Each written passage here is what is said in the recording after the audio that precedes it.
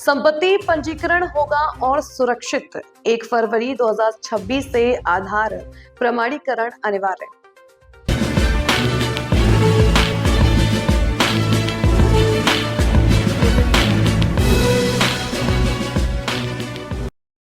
उत्तर प्रदेश में संपत्ति पंजीकरण व्यवस्था को अधिक पारदर्शी, सुरक्षित और डिजिटल रूप से सशक्त बनाने की दिशा में राज्य सरकार ने एक महत्वपूर्ण कदम उठाया है।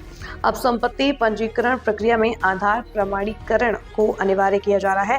इसी क्रम में स्टाम्प तथा पंजीयन राज्य मंत्री रविंद्र जायसवाल ने विधान भवन में आयोजित प्रेस वार्ता में विभाग से जुड़े दस्तावेजों के ऑनलाइन रजिस्ट्रेशन की नई व्यवस्था की जानकारी दी।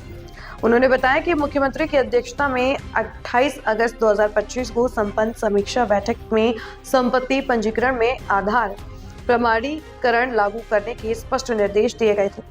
इस व्यवस्था के तहत आधार संख्या धारकों की पहचान ई-केवाईसी के माध्यम से इलेक्ट्रॉनिक रूप से सत्यापित होगी और आधार आधारित ई हस्ताक्षर को ई निष्पादन का हिस्सा बनाया गया है।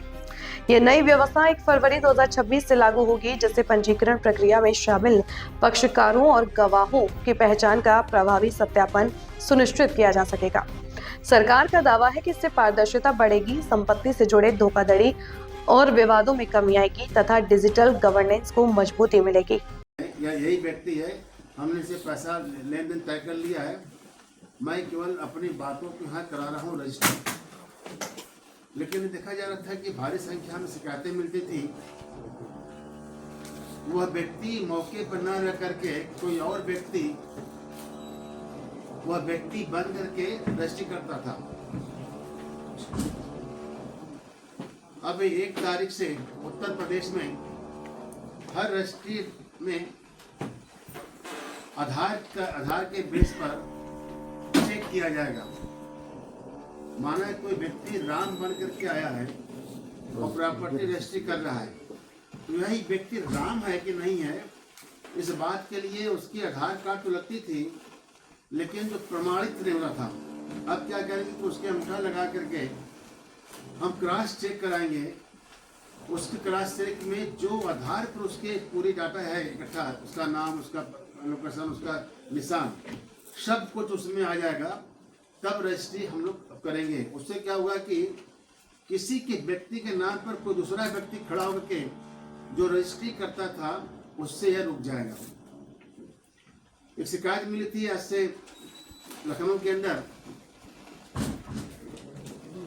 साइंस सिटी का प्रॉपर्टी कोई था और वह व्यक्ति जेल में था और उसके नाम पर कोई व्यक्ति खड़ा होकर रजिस्ट्री कर दिया था, जिसकी जांच चल रही है।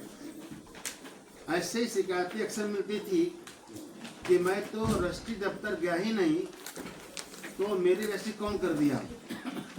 इसको रोकने के लिए उत्तर प्रदेश में एक नवाचार, सरलता, सहजता लेकिन कड़ाई यह हो, इस कारण से हम लोगों ने शुरू किया है। 1 तारीख से यह पूरी यूपी में लागू हो जाएगा। 1 फरवरी से क्यों मंत्री जी? 1 फरवरी रिकॉर्ड फट गए हैं, ऐसा मांग फट रहती है, तो पूरी रिकॉर्ड डिजिटल हो रही है। उस डिजिटल में लगभग 98% हम लोग करा चुके हैं डिजिटल। 2% बाकी रह गया है। वह 2% के लिए 6 मांग सब मांगा था। 2% हो जाएगा तब तो यूपी में अब आप लोग जब कोई प्रॉपर्टी खरीदेंगे तो अपने मोबाइल से उस प्रॉपर्टी के बारे में कौन मालिक है, किसके नाम पर रजिस्ट्री हुई है, यह सारे रिकॉर्ड आपके नेट पर आपके मोबाइल से सर्च कर सकते हैं।